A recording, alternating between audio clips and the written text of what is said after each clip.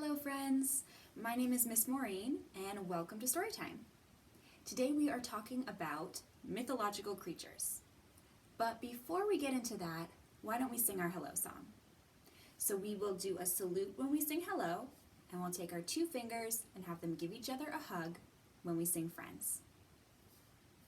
Hello friends, hello friends, hello friends, it's time to say hello. Good job, guys. So let's talk about mythological creatures. That is a mouthful. Let's start by talking about myths. Do you know what a myth is? A myth is a traditional story that sometimes explains why something happened or maybe warns about something happening. And these stories are told using supernatural creatures and supernatural events. So what's a mythological creature? Well, they are creatures that live inside of our myths. They live inside of stories and inside of books. But some people think that they're real. What do you think? Do you think that dragons are real? What about unicorns? Mermaids? Do you think fairies are real? Elves? What other mythological creatures do you know? Let's learn some American Sign Language, or ASL, to help us communicate about mythological creatures. Why don't we start with dragons? What letter does dragon start with? It makes a d sound. Dragon. That's right. Dragon starts with the letter D. D is for dragon. To sign the letter D in American Sign Language, hold up your pointer finger. D. D for dragon. To sign the word dragon, take your hand and wiggle your fingers as you move it away from your mouth, sort of like you're breathing fire. Dragon. Dragon. Good job. Why don't we learn how to say unicorn? What letter does unicorn start with? It makes a sound. Unicorn.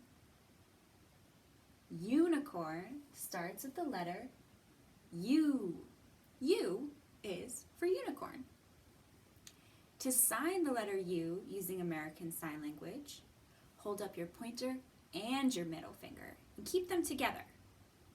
U for unicorn. To sign the word unicorn, you can do one of two things. You can take just your one finger and move it away from your forehead like a horn, unicorn. Or you can sign the letter R, which is your two fingers twisting around each other, and use that as your horn. Sort of like a spiral unicorn horn. Unicorn. Good job. Let's learn one more word today. Let's learn fairy. What letter does fairy start with? It makes a f sound. Fairy. Yes, fairy starts with the letter F. F is for fairy. To sign the letter F, take your pointer finger and touch it to your thumb, keeping your other three fingers up. F for fairy. To sign the word fairy, you'll want to take your hands, have them pointing towards you, and spin them out and flap them like wings. Fairy. Fairy. Good job. Now you can say dragon, unicorn, and fairy using American Sign Language. Before we go into our first book, why don't we sing our alphabet together? If you like, you can pat along at home. A, B, C, D, E, F, G, H, I, J, K, L, M, N, O, P, Q, R, S, T, U, V, W, X, Y, and Z. Now I know my ABCs. Next time, won't you sing with me? Let's see what our first book is today. It's The Sunflower Sword by Mark Sperring and Miriam Latimer. The Sunflower Sword.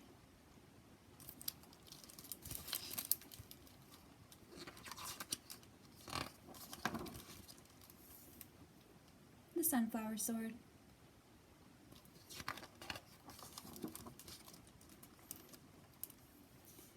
Once there was a land filled with fire and smoke and endless fighting, where knights fought dragons and dragons fought knights, and that was the way it had always been. In this land, there lived a knight who wanted to be big like the other knights and fight like the other knights and have a sword like the other knights. But his mother said he couldn't.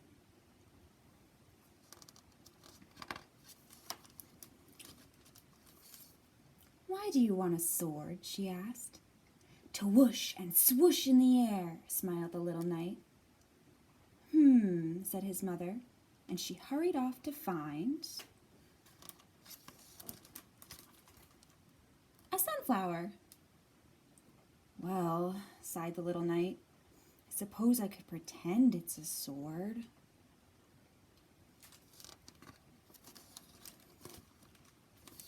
Then he whooshed and swooshed it, just to see how well it whooshed and swooshed.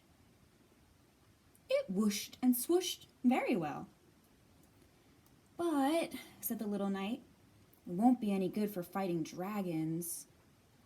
"No," sighed his mother, "I don't suppose it will. But keep it anyway."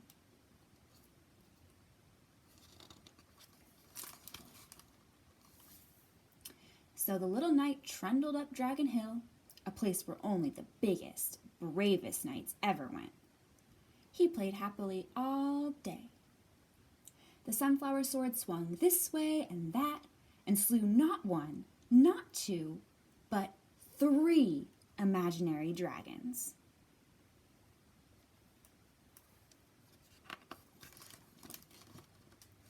Suddenly, the air crackled with heat. Smoke billowed all around. And there stood something full of fire and flame and a fight to be fought. Oh no, a real dragon!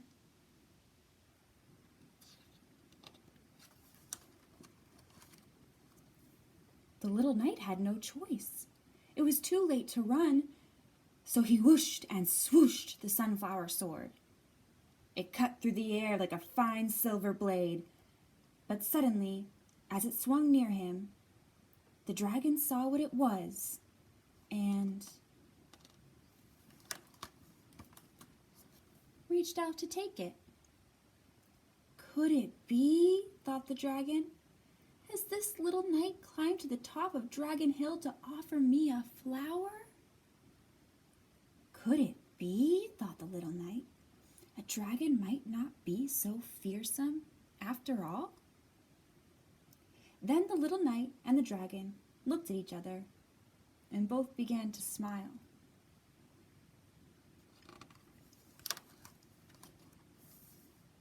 So that's how it happened, as simply as that.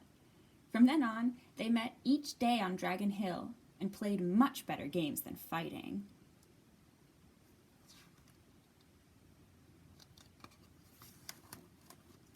Soon, the news spread far and wide of how an enemy could become a friend and how the land might become a peaceful place. One by one, the knights laid down their swords, climbed to the top of Dragon Hill, and waited, while the little knight's mother looked on and smiled. The end.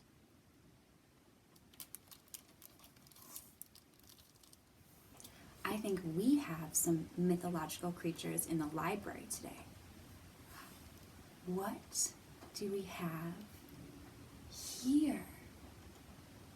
It looks like a horse, but it's a little different. He has a horn on top of his head. It's a unicorn. What color is this unicorn? It's pink. A pink unicorn. And he has some friends. Ooh, she's a pretty unicorn. What color is she? She's purple. A purple unicorn. I wonder what other color unicorns there are. Ooh, what color is this one? They're a green unicorn. So beautiful. Do you think there are any more? I think I hear one. Ooh, a beautiful red unicorn. So lovely. They blend right into the background like magic. I think there's one more coming. Wow. What color is this unicorn? She's a beautiful blue unicorn.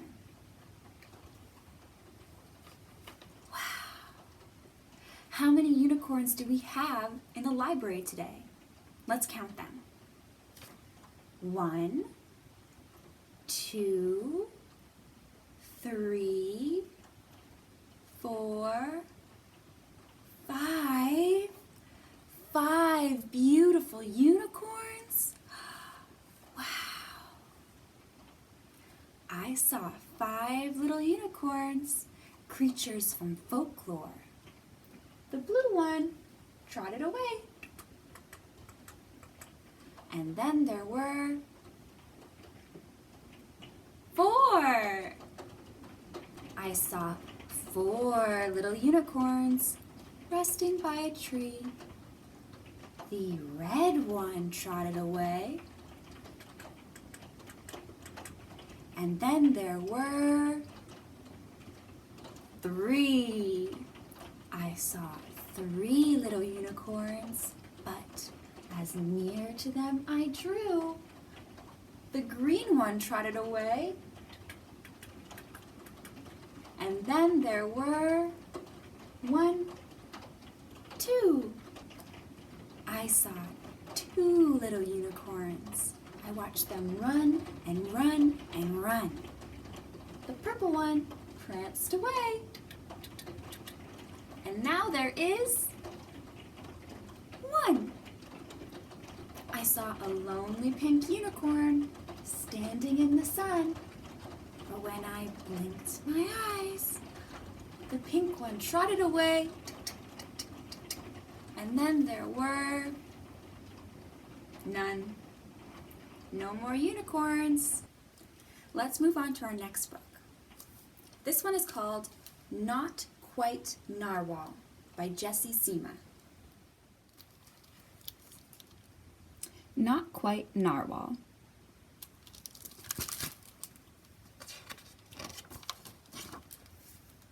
Not Quite Narwhal.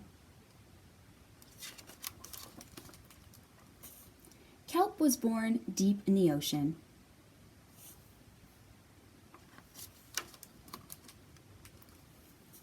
He knew early on that he was different from the other narwhals. His tusk wasn't as long as everyone else's, he had different tastes in food, and he wasn't a very good swimmer.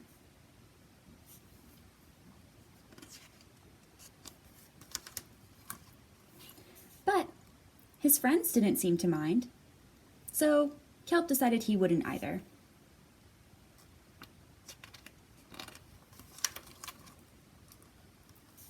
That is, until it was swept away by a strong current. I wish I were a better swimmer.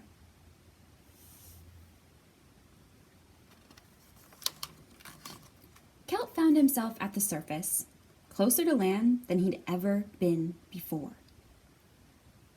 High up on a cliff, he spotted a mysterious, sparkling creature.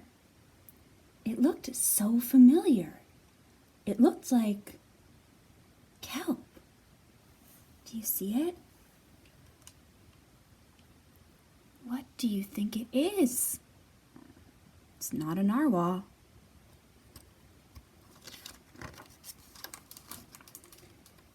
Kelp swam toward land as fast as he could, which wasn't very fast at all, hoping that he could catch up with the creature that looked just like him. When he finally reached the shore, Kelp felt a little bit anxious. He had never left the ocean.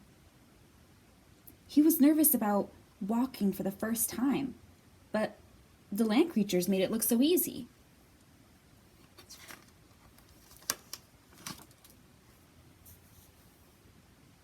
Oof, it wasn't. Ow. Eventually, he got the hang of it.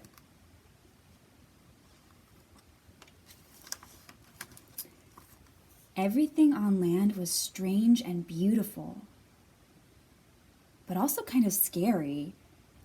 Kelp began to think he might never find the creature that looked just like him. But as he stumbled out of the forest,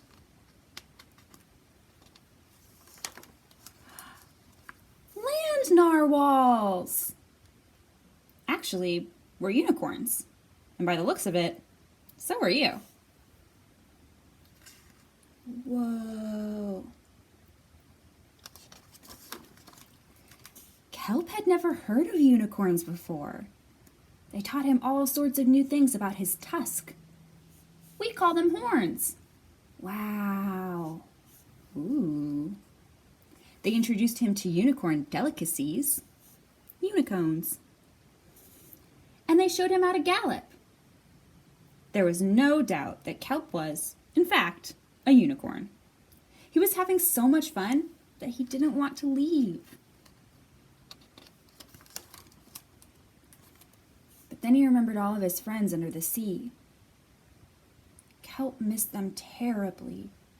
He said goodbye to the unicorns and returned to the ocean. Come back soon!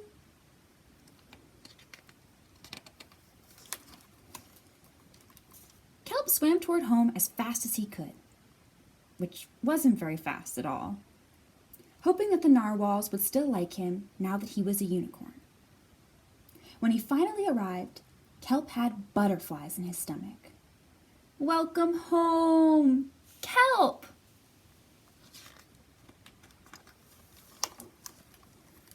Kelp took a deep breath and told his friends the news.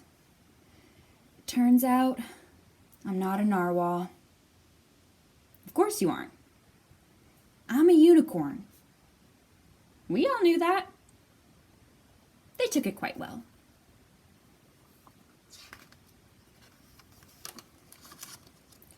Kelp was happy to be home, but now that he'd experienced life on land with the unicorns, he couldn't seem to forget them. Did he want to be a land narwhal with the unicorns, or a sea unicorn with the narwhals? Kelp couldn't decide. But then he realized that maybe,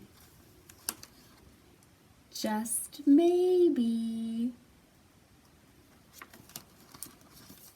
he didn't have to choose.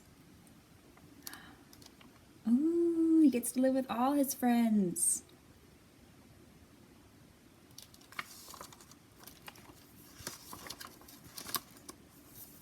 The end. The rhino says, I'm a unicorn.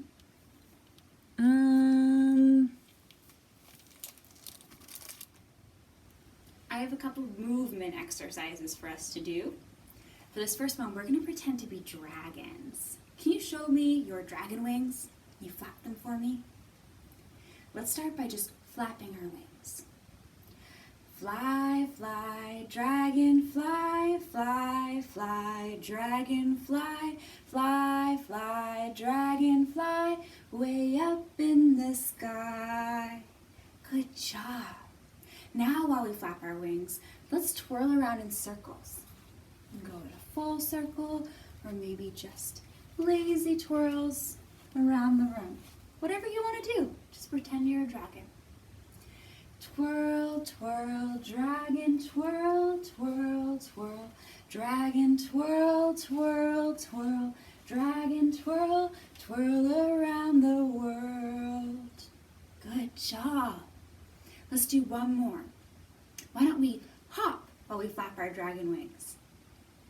Hop, hop, dragon, hop, hop, hop, dragon, hop, hop, hop, dragon, hop, hop, hop, dragon, stop.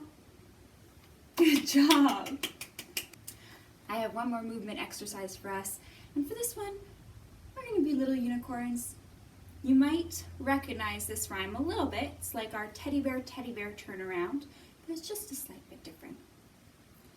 Unicorn, unicorn, touch your nose.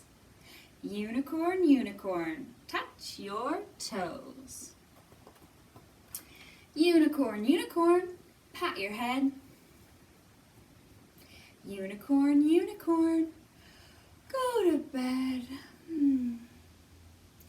Unicorn, unicorn, wake up now. Unicorn, unicorn, take a bow.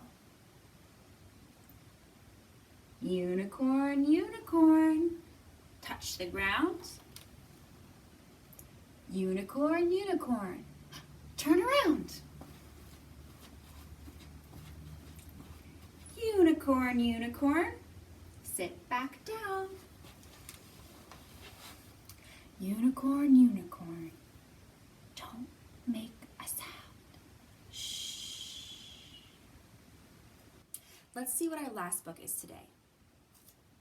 This one is called The Gruffalo by Julia Donaldson with pictures by Axel Scheffler.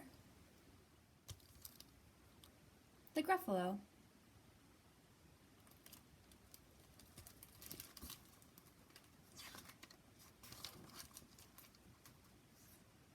The Gruffalo.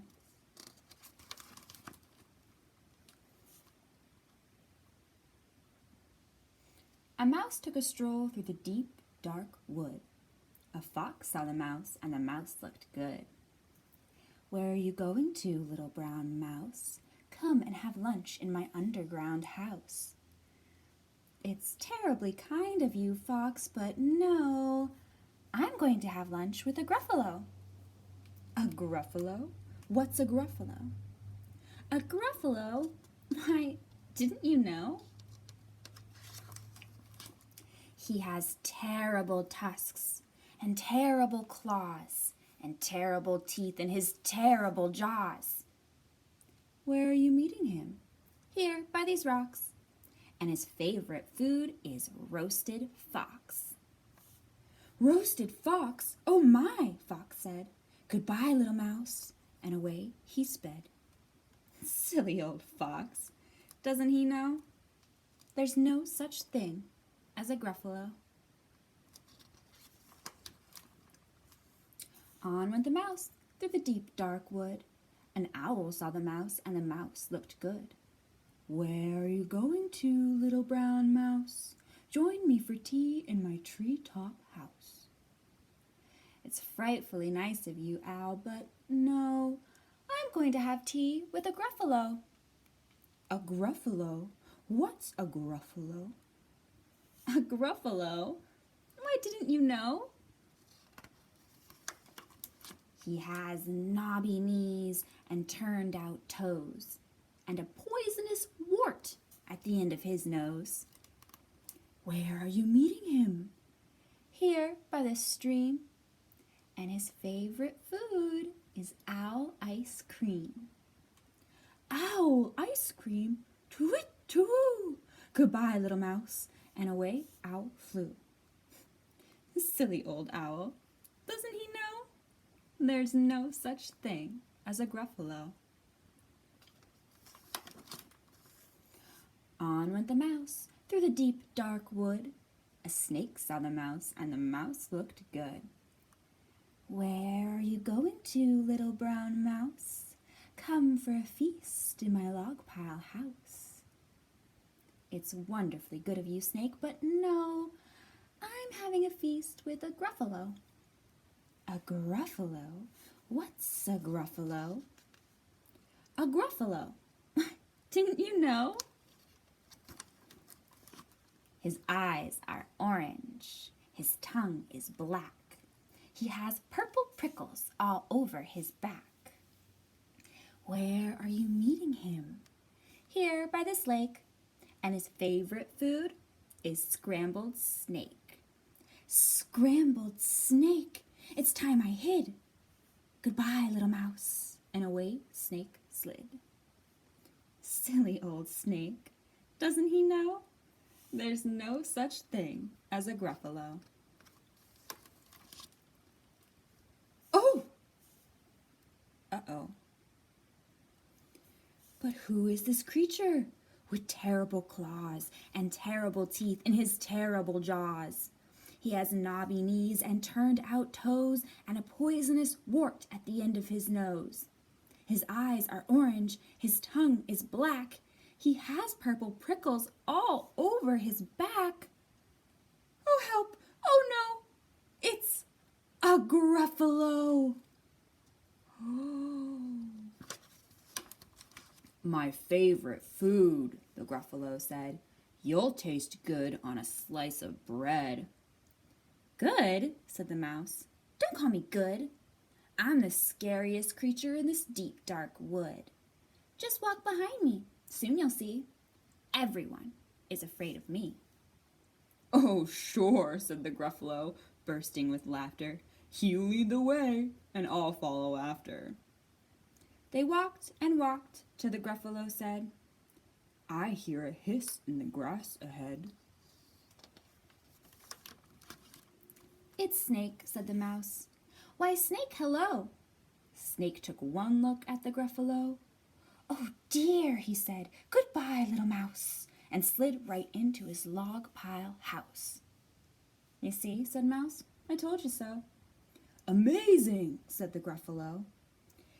They walked some more till the Gruffalo said, "I hear a hoot in the trees ahead."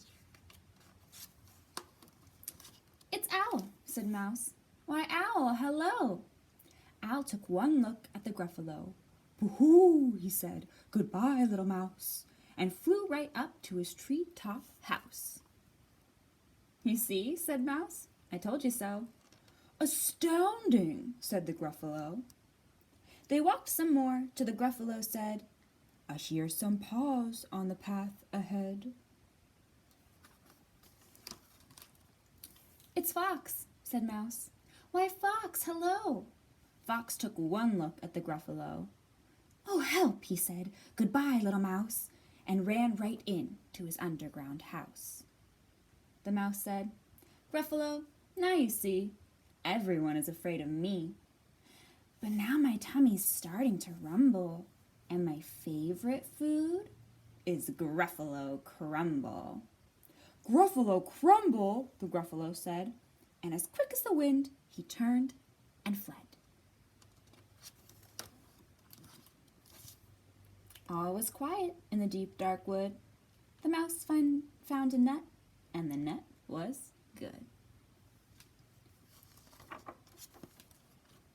The end. Thank you so much for joining me for Storytime today, friends. I had a lot of fun. I hope that you did too. Why don't we go ahead and sing our goodbye song together? We are going to wave, we are going to clap. We wave goodbye like this, we wave goodbye like this. We clap our hands for all our friends and wave goodbye like this. Good job, friends, goodbye. If you want to sign up for our Zoom story time, you can email me at the email listed below. We'll be back on Saturday and then again next Thursday with some more pre-recorded story times. And if you stick around after this, we will have a little at-home activity for you to do. Bye, friends!